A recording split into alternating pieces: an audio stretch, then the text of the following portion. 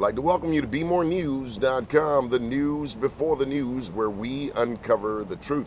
Here at Belvedere Square on Wednesday, April 20th, with the one and only Hassan Giordano, GCOM Media, columnist with Examiner.com. How are you, sir? I'm just right. Yourself? Good, good.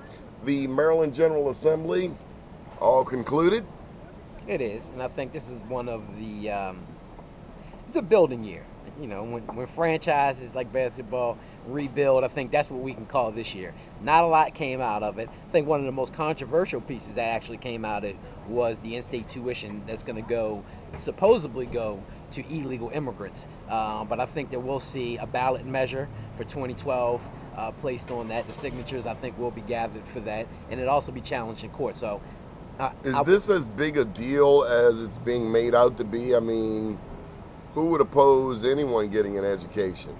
I don't think anyone opposes anybody getting an education. What I do think that a lot of people have a problem with in-state tuition and breaks going to people who are in this country illegally, when other people, such as African Americans, can't even get those same tax breaks for colleges when they've been in this state struggling for their entire life. But African Americans haven't been opposing this, have they? Some have. Yeah. Not in the legislature. That's what I mean, in the legislature. No, in the legislature, it passed almost predominantly in all African American. But you got to understand also, you have 40 new members of the House of Delegates. You got a few new members of the Senate that came over from the House. So you have a rebuilding. What I do like, though, is how the African Americans in the block and the new 40 junior freshman delegates and junior delegates stood up against gay marriage, that everybody assumed that it was going to pass through the more quote-unquote liberal House, in which they said, we're not having that, even after it passed the litmus test, so-called, of the Senate. So I think that took a lot of people by shock. Joe Carter, the delegate from the 41st District, received a lot of criticism from certain parties who were suggesting that she was stunting and making education an issue when it was not.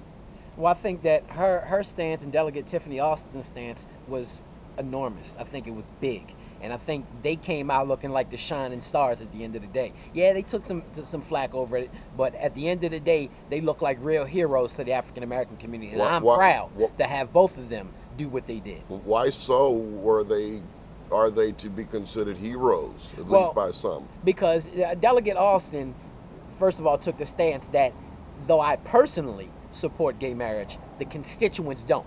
I'm here to represent the majority of my constituents. That's what a lot of these elected officials need to realize. It's not about them. You represent thousands of constituents, so if the majority of your constituents don't support a measure, neither should you, no matter what your personal feelings are.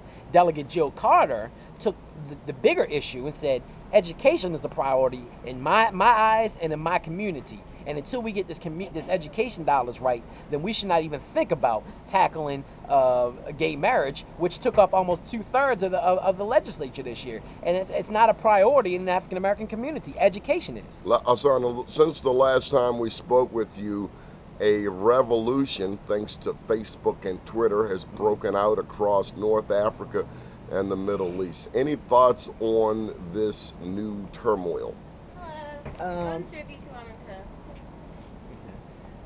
Well, the new turmoil, I think, plays a significant part in a lot of those individuals over there said they took what they saw from us, the African Americans in the civil rights era, took what that uprising, used it through this new social media tool, and you see what came about from that.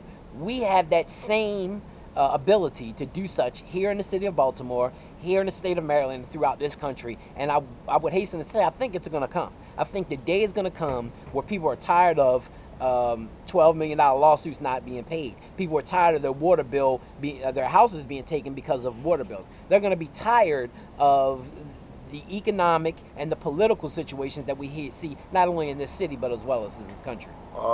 This year in September, I believe the 13th, Tuesday, there's going to be a primary election where the city will choose its next elected officials to run the city for 4 years. Your thoughts?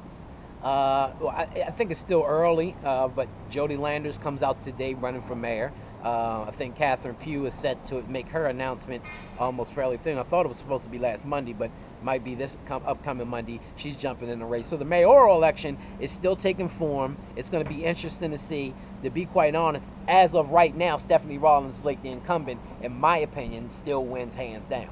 But that, it's still a lot of time between now and September 13th.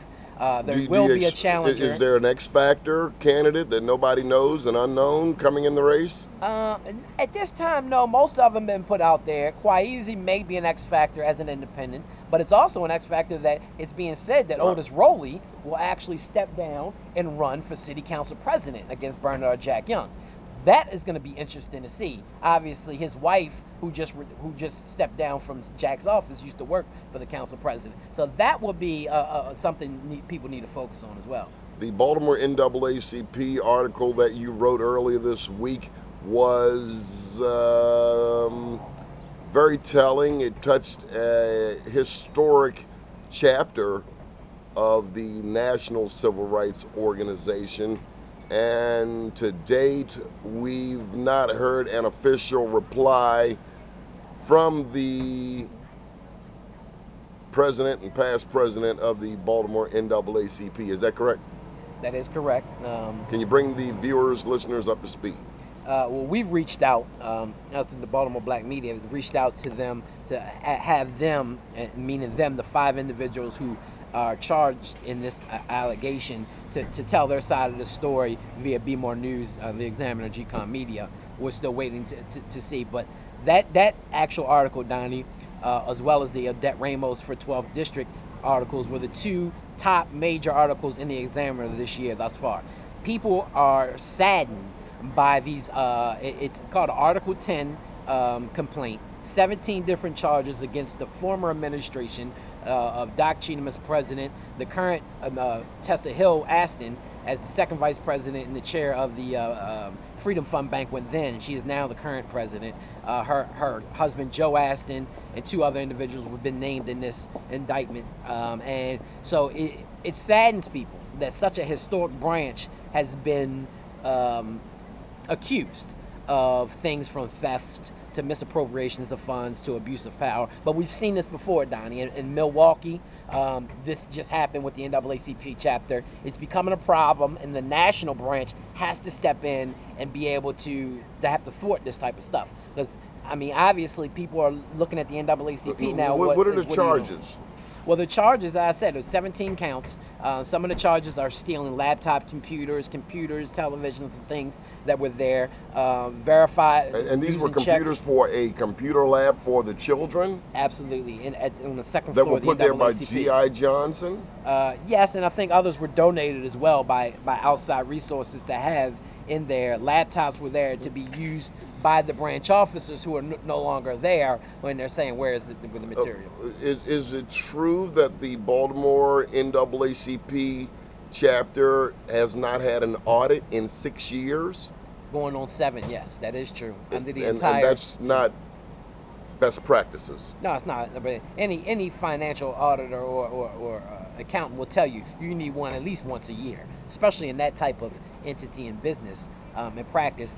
Definitely Tessa Hill Aston coming in with the new administration should have definitely had an audit before she took over the reins from Marvin Doc Cheatham. So, it's hating to say, but... Has there been any response from Doc Cheatham or from Tessa Hill Aston or Joe Aston?